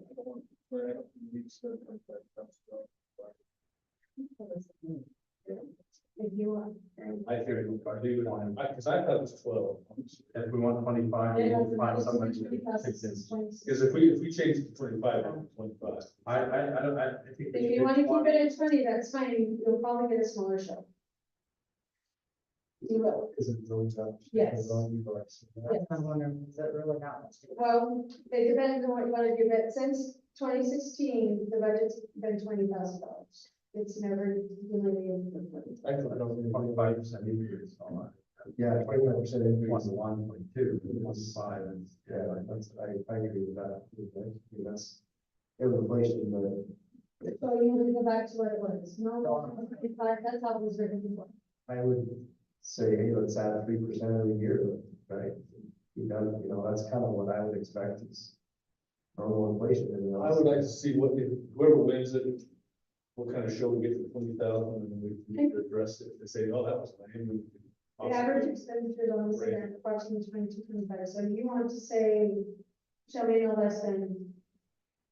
I don't think we. I like less than I 80,000. said, yeah, less than $20,000. But it's gonna, they're gonna put in $20,000. So they're not gonna bid. They're not If gonna you don't bid. want to put the number and you want to do that, we can do that too. Well, do we really need a less than, or do we just want to do a shall not exceed 20,000 without a range, just give it a top number? Okay, I What- I really think you should increase it, but if you want to do 20,000, that's what you're talking. Yeah, but I'm 25,000, 25%, like the mayor said. Just so you know, we have increased it since 2016. And it's been good though. a great job. Except for the fact that for most of the time we had somebody who was doing this. Good. You know, Sounds longer good. than- This is my license. Well, the one thing to, this is not on the 4th of July weekend. Right. That's really good. You know, And so, there's so, lots of so, people like- so we're not gonna pay a premium for the 4th of July. So I personally think we should have it no more than $20,000 for a 20-minute show. Okay, just do you want, can we do the wording that we had before? It was 20,000, not 25. No. That's what it always said. Why would you put 20 in there? Because that's I don't kind of know a. that they're actually meant to win, it could be more and to win. Well, I'm just saying. Okay. But that's okay. I think we should have a budget of $20,000 is what. That's what it's been since 2016. I don't know, So great value. And the last one you said. How do you word it in the last? It said Pleasant View City County revenues 20,000 for this event, and it said shall be no less than, I think we actually said 15 and shall not exceed 25. What was the fireworks? 2019. It's 20. 2019 is when we extended it because we sent out the RFP in 2016 when we extended it in 2019. Yeah, we just done 20,000 though every year. Actually, no, we did because I had. Years ago, it was 12. Those tickets are still involved. I can, they. That's a good- Somebody came and wanted to see the True. site and offer some things. Stuff in her car. Yeah, so that was 2019 when that happened. So, so that, is that what you guys would like to say? Some other time, I don't know when you get that. So, I'm sitting down and budget. Find out this, right? I think so too. But And yeah, we want a 20-minute firework or 20-minute show. You can still say, here's the total cost of the event, determine the band budget, because this is a multi-year contract. this is 3 years with the alternate extension, year to year. Add that second. sentence. Your total cost of the spend will be determined by the annual budget. Yep, I like that. Okay, so no less than 20,000, not exceed 20,000. Oh, I don't want to, it's not just, our budget's 20,000. Give it a less than. They like. Yeah, that's like Mayor Musk, just put it in there as. This is one budget. We got a budget of 20 grand. What do you want to cross out? We must. I want to cross out anything from any case song. You were. Okay, so desired, well, if desired, we do provide a deposit, we always. The mayor is moving fast. So just to, if desired, Sir. you want to give it a this? Okay. All right. So read it Just so to you know, I actually called the attorneys about that. so read it to us now, Sarah. Just kidding. Pleasant View City annually budgets 20,000 for this event. Each year, the total cost for this event will be determined by the annual budget. Period. If desired, the city will be able to provide an annual deposit for the fireworks show. The city expects to receive the detailed invoice of services rendered for the balance due after the show is completed. And size and number of shows. When they submit their, But they'll put that, is that stated in the RFP? Yeah, we can. but they do. Well, I don't care, I don't put it in there, we need a size, so we can compare. Yeah, no, we're getting. If somebody's only gonna do 3 8s and 4 3s or whatever, 8 or 10s or whatever it is. That could be in there.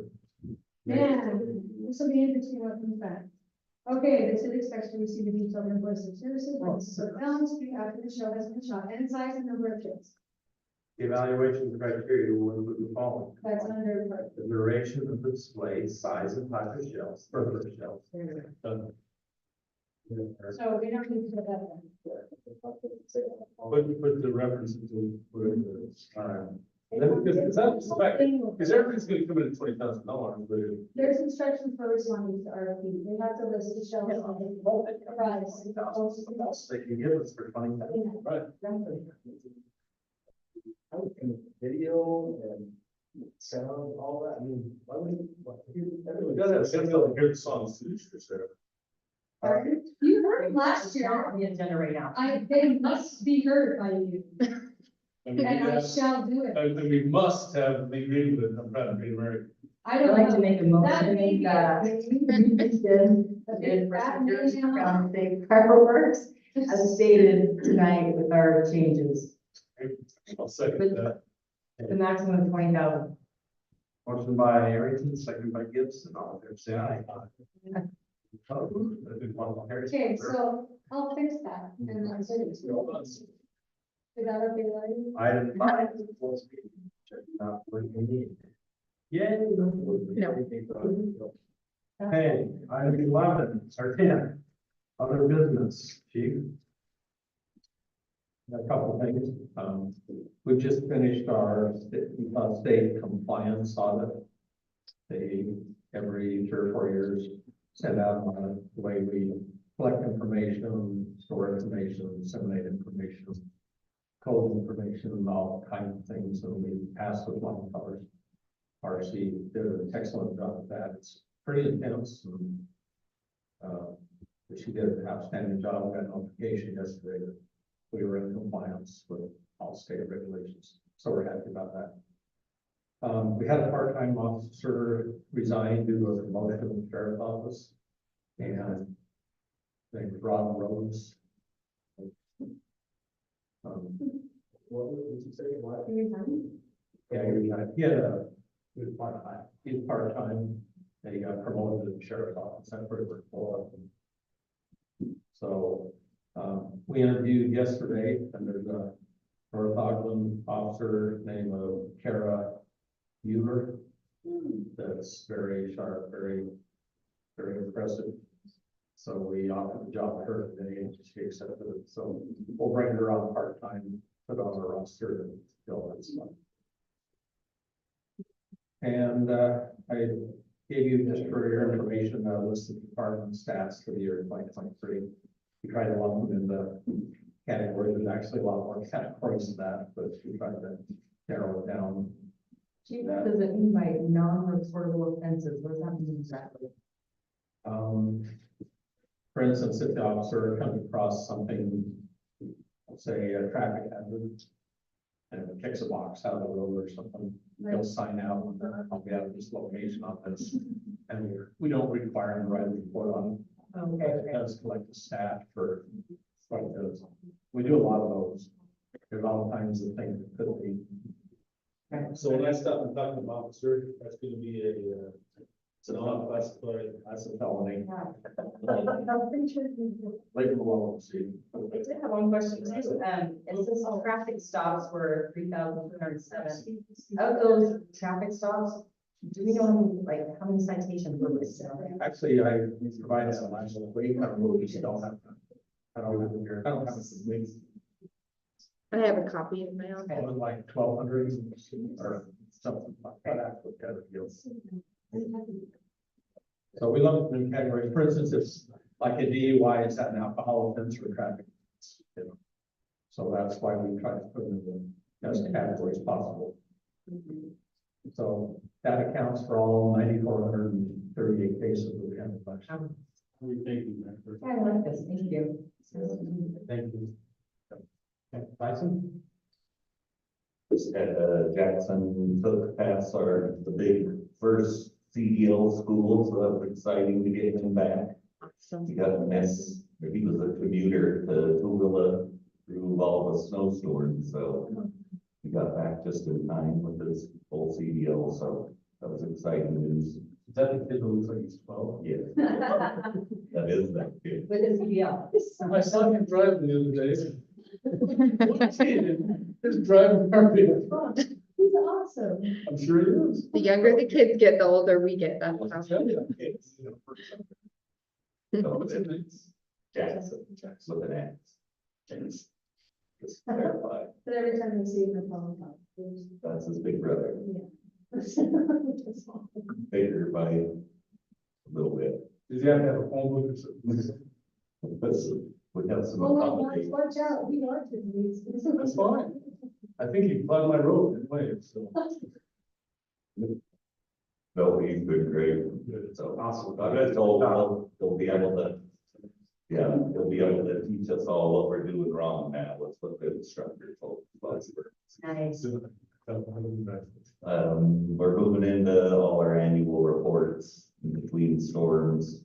Eric's trying his best to keep things running. We had a little hiccup where both walking pieces of equipment were broken at the same time, but we did get the one fixed, so I think they got rid of that. So there wasn't 600 for walking that.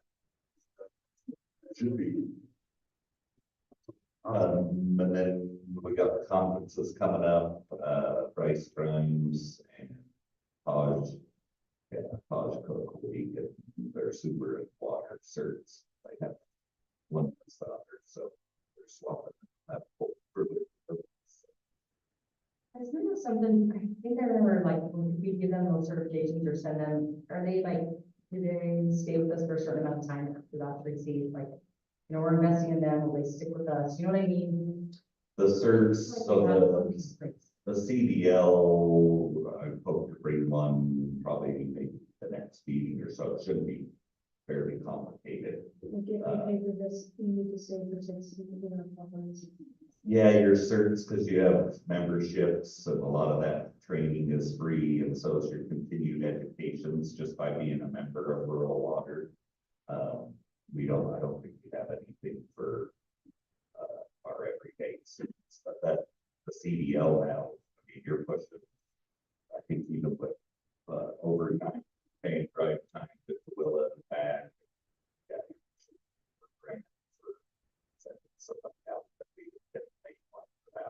Yeah. Okay, so they'll invest in us for so long or whatever. After that. Yes. Okay, I like that. And that's a good point, because thinking citywide, we really don't have anything, I mean, for other certifications, police and, you know, other departments and something. No, that that's we really need to good. Look at. If we're gonna make that investment, we want to stay and make it work by investment.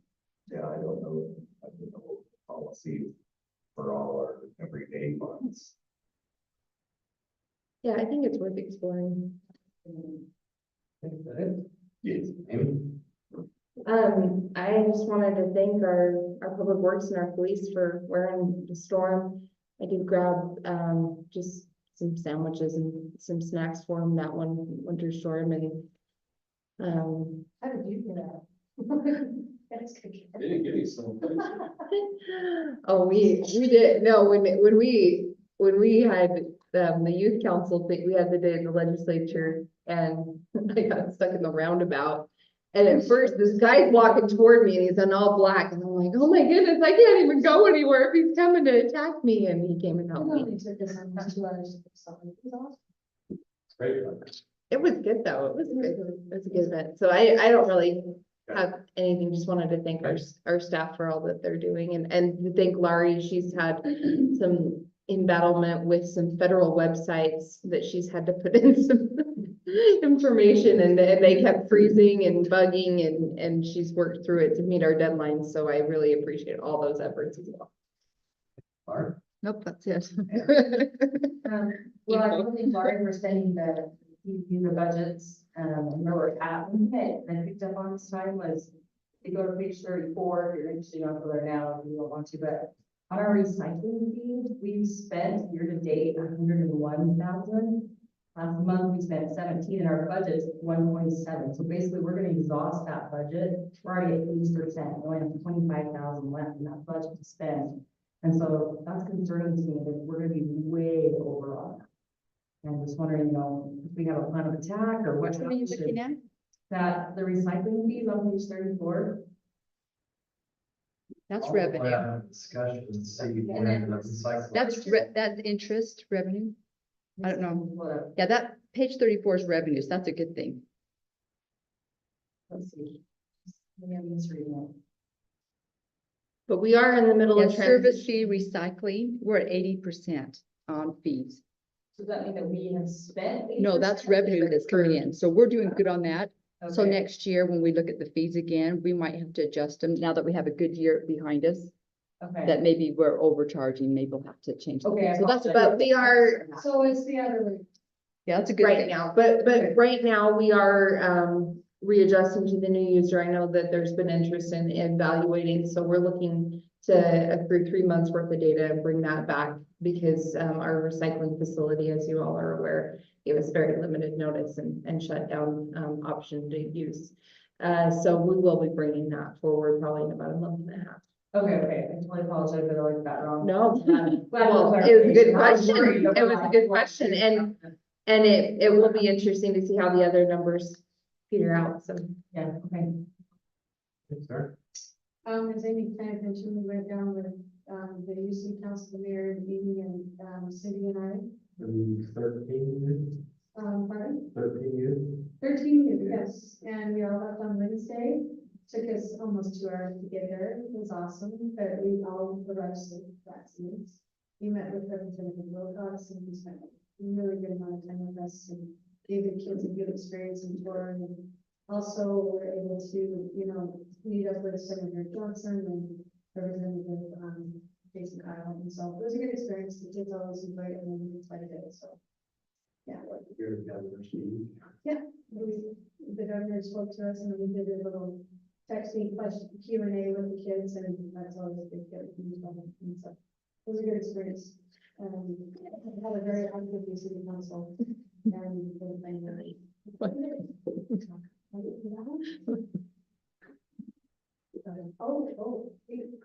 That means February 1st. These are kickoffs when we get our assignments with, and we submitted that proposal, so that's the same. David's still on. Yeah. Dana. For arts and museum, yeah, she won't be able to review that application that she will. Dave? I just want to know who's in charge of Christmas lights. No, what about our building and show Christmas lights? Okay. It's still Christmas? Every council meeting is Christmas. Every council meeting is Christmas.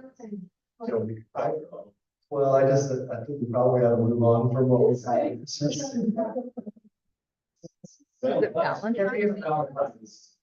All red or red and white. Red, white, and pink, is there a pink? Yes, right here. Okay. Purple? Just curious how that's being done. That's how you have tonight. I work on flex. You just text, I don't particularly care. But it's like night, so things that are blue and white on.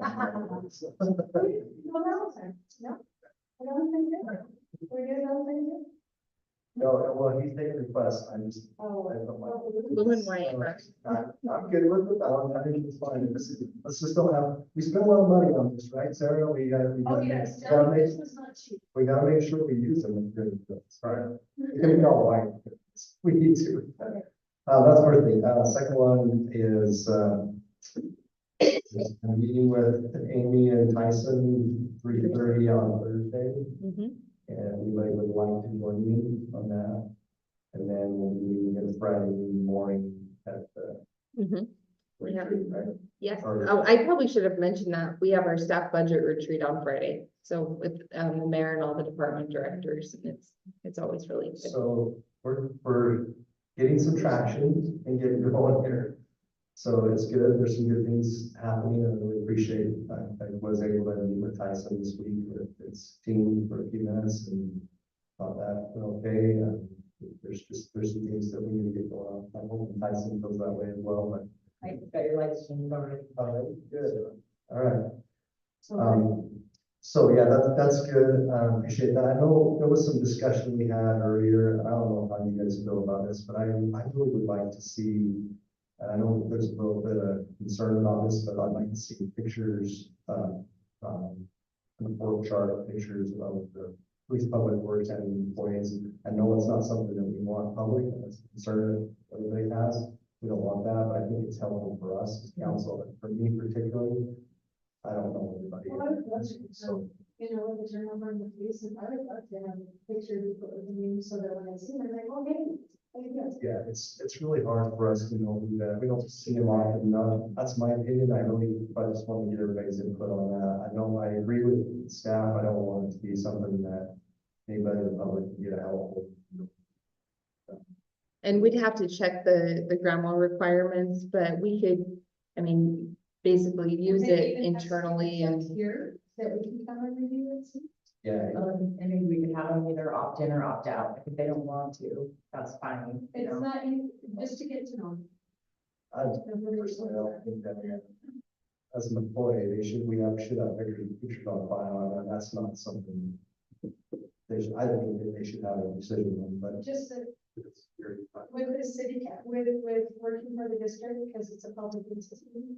My picture's everywhere, everybody's picture's everywhere, it's not like a privacy issue that way, you can look at any employee. The post office is here. Yes.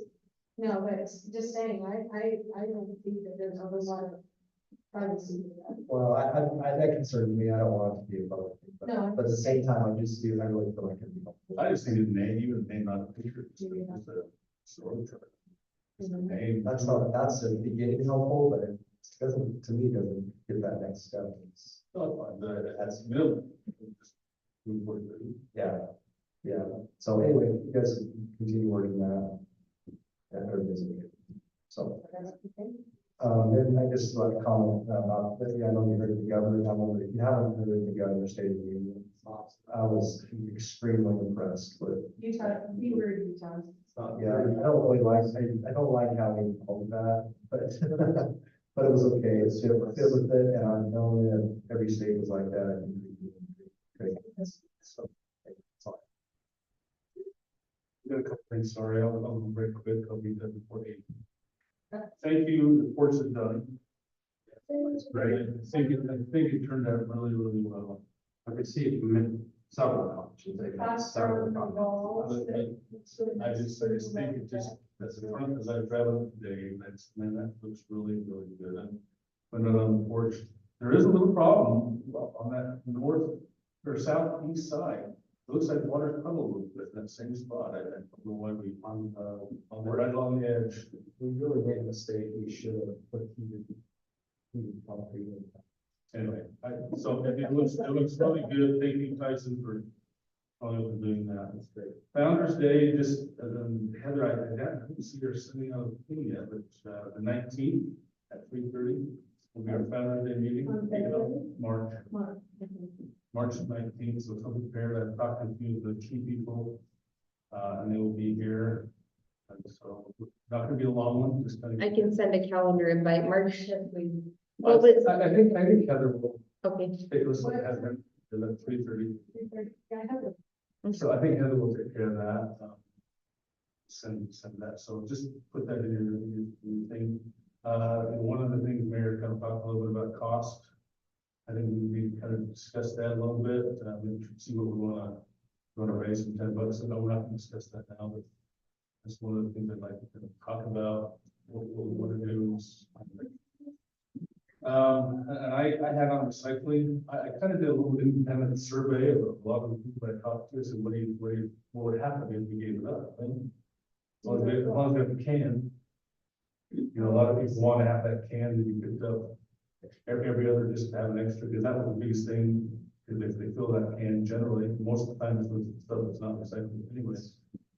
So I really, I hope, I'm pleased that you are putting that together, because I don't, you know, I want to be good to the earth. I want to recycle what we can. And maybe even, you know, look at a cardboard dumpster or something. 'Cause I think that's mostly when I get something big cardboardish, you know, I run it over, either I put it in my can or run it over to the place by acres there. You know, it's always full of some mess on the ground. So. Can we put it out to like? Well, I want to see the numbers, because I don't, just like you brought up, I don't want to spend more on dumping it. If it's gonna cost us twice as much, I don't want that anyway. Clock, what was it on the clock? Amy? I'll give them Bailey's. Okay. I might be really do it now with 2 feet of stone, it's whatever. So I just, I know we could do it, so then it's done, so I'll do it. Gary points it out, the clock, Yeah, sort of by that. I'm trying. I mean, we need to kind of lock down on our date for dedications. I think we're pretty much ready. So- Would it be helpful if I schedule I know I'm the meeting happy lady, but a meeting, just, we haven't met in a while on Veterans I don't- Monument to do a check-in. I I think think personally, doesn't think you need that. I think as soon as that clock is ready, we give the crane, and then we set a date. Well, we'll have to talk about what we're gonna do. Yeah, because we I need, think we should have a. we'll let you know. Okay, About, I mean, we need to start getting that together, getting the invitations out. We want to have high brass there. So anyway, and then and this is just, I'm sorry, I'm past 8 o'clock, but I've been looking at this picture over here, and Sarah, I'd like to put her on the committee to get some pictures that have been on, our Pleasant View Facebook page. Sarah has some beautiful sunsets. There's been some wonderful pictures of that moment. let's put some pictures up. And wouldn't that be fun to just have this kind of a changing Amy's kind of mentioned that. pictures of Pleasant View and just some, I mean, because this was, what a beautiful picture. The Taylor Foundation with the flag, there can be some really pretty pictures. I think it would just be a nice thing, bring some color in here. So I know we're not gonna make it, We need to make this, figure out how we want to do this right. yeah, We're not gonna put the wall back. No, we need to actually have it. we do have the pictures of the mayors, and speaking of pictures, and nobody, We can put that. but I would like to get pictures of our council members and hang them up as well, or a picture of our mayor and council but that together. could be in the hall. And that's, yeah, I that's just fine. think that'd be cool to have pictures of Pleasant View. Anyway, Mayor, I'm done. Okay. All right, I was just gonna cover pictures or putting that back up, so we've done that. No, it's great that I come in here, well, I came here the other day, I'm like, we really need to finish this room. So, thanks, everybody. Again, thanks for all your condolences and your kind words, passing on the Father, I really appreciate that. With that, I entertain a motion to adjourn. All there, Ted? Hey,